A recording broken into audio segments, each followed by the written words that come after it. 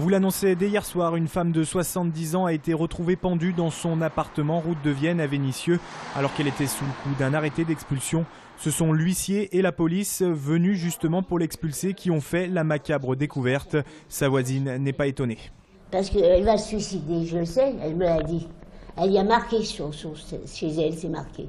Si on m'expulse, je me suiciderai. Cette locataire payait son loyer, mais la propriétaire souhaitait vendre l'appartement. De son côté, Michel Picard, maire de Vénissieux, avait pris des arrêtés dès 2010 interdisant les expulsions sur sa commune. Le tribunal administratif les avait suspendus la semaine dernière. La ville de Vénissieux se bat depuis des années contre les expulsions parce que c'est des actes qui sont effectivement inhumains. C'est inacceptable d'une société développée. En plus, ça ne règle rien sur le fond, une expulsion. La préfecture de son côté précise que la décision judiciaire datait de 2011 et que plusieurs offres de logement de substitution avaient été faites à cette personne. Le Citral relance une nouvelle enquête publique pour la prolongation de la ligne T3 jusqu'au Grand Stade de Dessines. Le 10 avril dernier, le tribunal administratif de Lyon avait annulé la déclaration d'utilité publique de cette extension. Une décision qui avait satisfait les opposants au projet.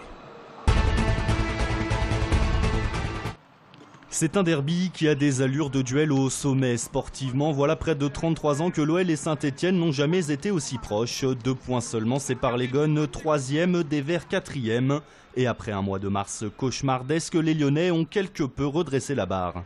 Indéniablement, ça rajoute du piment de chaque côté. Si c'était un match pour rester 9e ou 10e des deux côtés, ce ne serait pas pareil. Donc c'est très bien pour le championnat, pour le spectacle, c'est une bonne chose, mais il est un peu différent des autres. Car en ce moment, Saint-Etienne marche sur l'eau. Aucune défaite en championnat en 2013, une dernière prestation très convaincante et surtout une Coupe de la Ligue ramenée de Paris la semaine dernière. Alors si en plus, au terme de cette semaine un peu folle, les Verts battaient l'ennemi de toujours, ce sont eux qui pourraient se mettre à croire au podium en fin de saison. Ça c'est vrai, je ne peux pas dire le contraire. Mais je ne veux pas qu'on focalise, je ne veux pas qu'on soit obsédé par ça. Au contraire, soyons-nous. Si le championnat s'arrêterait aujourd'hui, on serait qualifié pour du moins le tour préliminaire de la Ligue des Champions. Donc voilà, on est encore dans les objectifs, on ne va rien lâcher jusqu'au bout. 2000 supporters stéphanois feront le déplacement dimanche à Lyon pour un 47e derby ultra sécurisé. 500 policiers et gendarmes seront mobilisés. Dès ce matin, un hélicoptère effectuait les premiers repérages au-dessus de Gerland. Le Loup n'a clairement plus son destin en main. Relégué à 6 points du concurrent direct Aurillac, les joueurs lyonnais doivent faire carton plein lors des 2 dernières journées pour encore espérer accrocher une demi-finale de Pro D2. Les Lyonnais reçoivent Pau dimanche soir au Matmut Stadium. Ils se déplaceront ensuite à Carcassonne. Mais Aurillac peut aussi dès samedi anéantir tout espoir lyonnais en s'imposant face à Auch. Dernier préparatif pour ces lycéens et collégiens venus de toute la France. Dimanche, tous vont concourir lors du gala des cultures franco-turques. Du chant, de la danse, des poèmes vont faire vibrer le centre des congrès de la Cité internationale.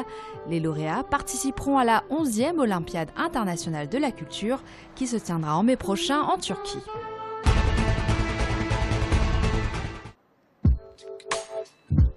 Yeah. Ceci est un kiosque, mais pas n'importe lequel. C'est la première œuvre du projet 8e art qui est en train de voir le jour sur le boulevard des États-Unis. On a dans ce quartier la cité Tony Garnier, qui est donc une cité d'habitat social qui a été construite dans les années 30. Et puis donc aujourd'hui, on a également la construction de tous ces immeubles qui ont été faits dans les années 50 et 60 et qui sont toutes emblématiques d'une certaine architecture moderne. Et donc 8e art vient vraiment mettre en valeur cette architecture et ce patrimoine.